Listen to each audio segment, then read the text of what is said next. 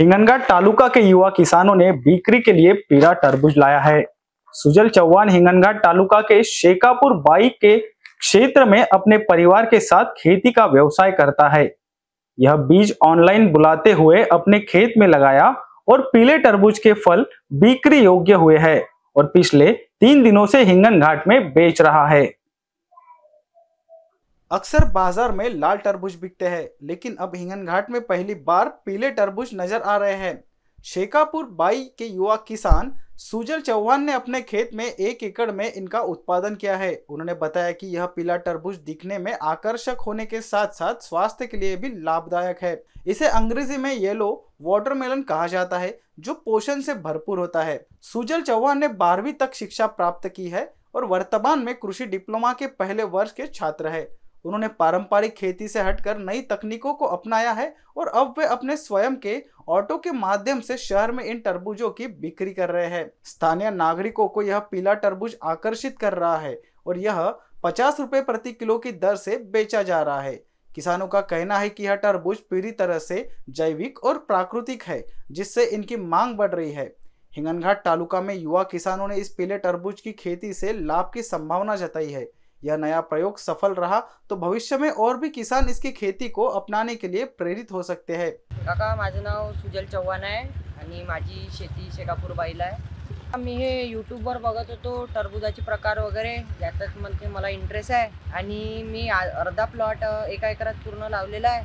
अर्धा प्लॉट या टरबूजाचा आहे, अर्धा प्लॉट लाल टरबूजाचा लावला आहे। काहीतरी म्हटलं लाल तर सर्वांकडेच राहते, काहीतरी आपण वेगळं केलं पाहिजे। लाल म्हणजे लालला काही तेवढी म्हणजे किंमतही नाही आहे, अजून याचे बेनिफिट्स पण खूप जास्त आहे या टरबूजाचे। याचे म्हणजे असं आहे, हे कॅन्सरपासून लढण्यापासून हे आहे, याच्यामध्ये 94% पाणी असते। अजून आता उन्हाळ्याच्या टाईमला डिहायड्रेशन वगैरे हे सर्व प्रकारचे म्हणजे रोगांचे होते, तर त्याच्यापासूनही हे सुटका देते। हे काका, मी हे ऑनलाईन बोलवली होती, तशी हे प्रजाती म्हणजे आफ्रिकन व्हेरायटी आहे असं मी ऐकलं आहे। मला पण काही अजून बरोबर माहिती नाही आहे याची। आणि हे बियाणं मी ऑनलाईन बोलवलं होतं, याची प्राईस जवळपास 85,000 किलोग्राम आहे। काका, मी हे म्हणजे जवळपास अर्धा एकर लावला आहे।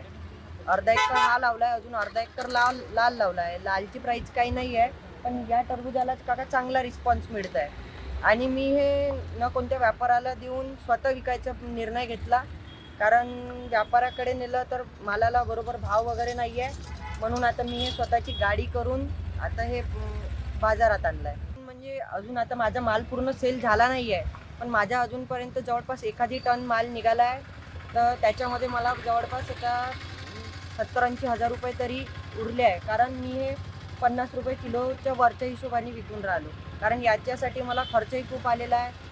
म्हणजे जेवढा आपला नॉर्मल टरबूज राहतो त्याच्यापेक्षा याच्यामध्ये मला जास्त खर्च आला आहे। याच्यामध्ये मी म्हणजे क्रॉप कवर झालं, सर्व प्रकारचे म्हणजे महागडे जे आहे याचं संरक्षण करायसाठी जेवढं लाल टरबूजाचं करायसाठी जेवढं हे नाही लागत, तेवढं या टरबूजाचं संरक्षण करायसाठी जास्त हे लागलं। INBCN न्यूज़ के लिए हिंगनघाट से रवि येनोरकर की रिपोर्ट।